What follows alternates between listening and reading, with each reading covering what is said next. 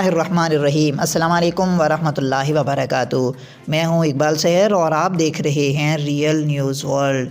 नाजरीन, इस वक्त हम आपसे अफसोसनाक ख़बर शेयर कर रहे हैं। कोयटा शहर में पुलिस मोबाइल के करीब धमाका हुआ है। इब्तदाई इत्तलात के मुताबिक धमाके के नतीजे में 3 अफराद जाँ बहक जबकि 25 ज़ख्मी हो गए हैं। इत्तलात के मुताबिक कोयटा में पुलिस मोबाइल के करीब धमाके के नतीजे में 3 अफराद जाँ बहक जबकि 25 ज़ख्मी हो गए हैं। कोयटा के इलाके फातिमा जिना रोड पर धमाका सुना गया है।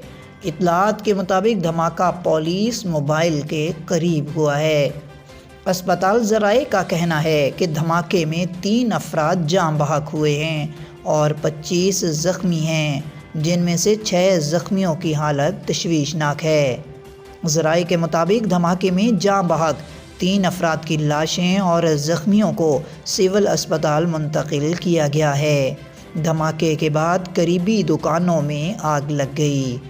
पुलिस और कानून नाफिज करने वाले इदारे जाए वक़ूअ पर पहुंचकर मालूमात इकट्ठी कर रहे हैं और फ़िलहाल धमाके की नौइयत के बारे में तफसीलात सामने नहीं आईं।